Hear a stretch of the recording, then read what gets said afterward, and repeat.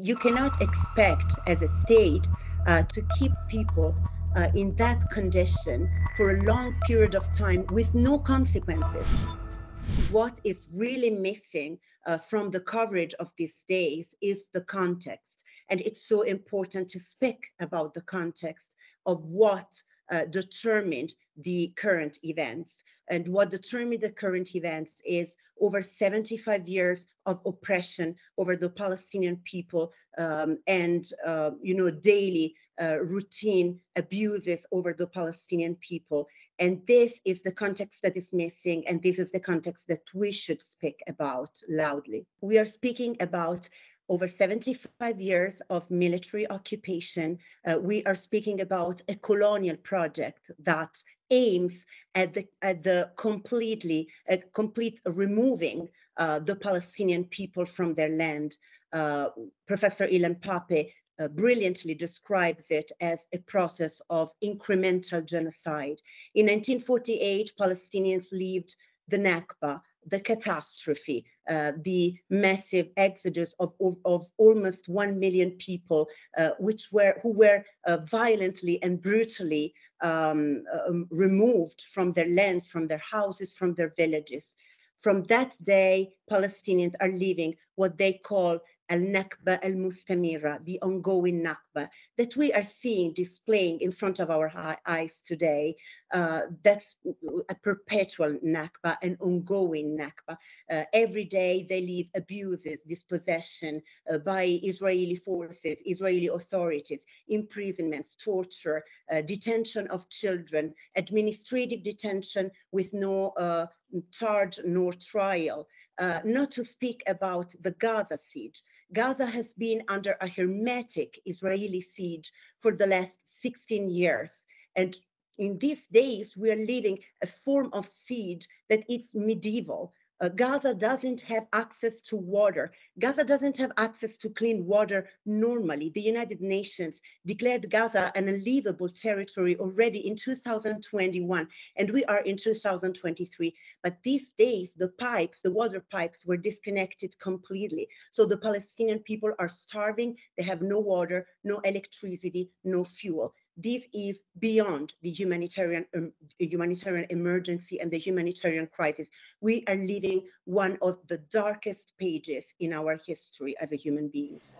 I was in Gaza just a few days before the 7th of October. I came back, and I wouldn't have imagined that the siege is actually going into the details of basic goods, basic supplies. They count the calories that enter the Gaza Strip. People don't have balloons, as simple as that, to celebrate birthdays. They don't have candles because the material in balloons and candles are prohibited by Israel. So Israel has been controlling what enters Gaza for the past 17 years. From the way they were managing the Strip, even if they claim to be at the borders of it, where were they planning to take the Strip? You cannot expect as a state to maintain a population, a part of the population, a large part of the population. We are speaking about over 2.2 million people who were living in a very narrow territory with no basic human rights, with no elementary rights.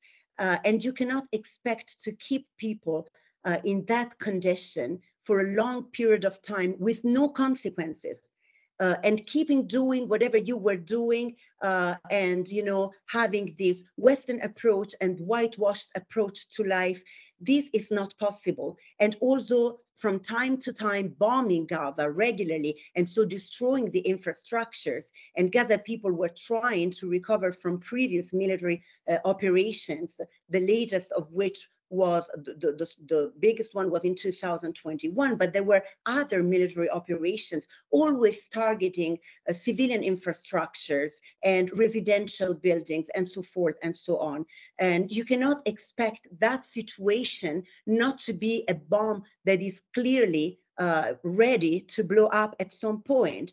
And whomever is speaking about these facts not speaking about the context in this moment is, completely neglecting the truth. And completely turning the back to a situation that was unbearable for the population in Gaza. As you said, even the calories were counted, and this is not random. This is part of a project. A few years ago, an Israeli official said that the project was to make people in Gaza hungry without starving them. And this was an Israeli official. So we are speaking here about a criminal project that had to be stopped before. And whomever didn't stop this project, I think today has the responsibility for what is happening. What would you ask of media for the coming days to avoid the missteps that they fell into in the past week and to try to stop the bloodshed in Gaza, of civilians in Gaza? Yeah, the coverage has been, and I'm going to use a strong term here, the coverage has been shameful. Fake news were reported, unverified news were reported without even confirming the sources of these news, and without thinking that when we work as journalists, as professionals, as media professionals, we have a responsibility, because fomenting the hatred during these days is really what you don't want to do. In this moment when we are speaking, children are dying in Gaza, either because they are bombed or because there is no water, there is no electricity. Children who were admitted in hospitals and are in intensive care units. In this moment, Israel is threatening to bomb hospitals and is asking hospitals to be evacuated because it's going to bomb it.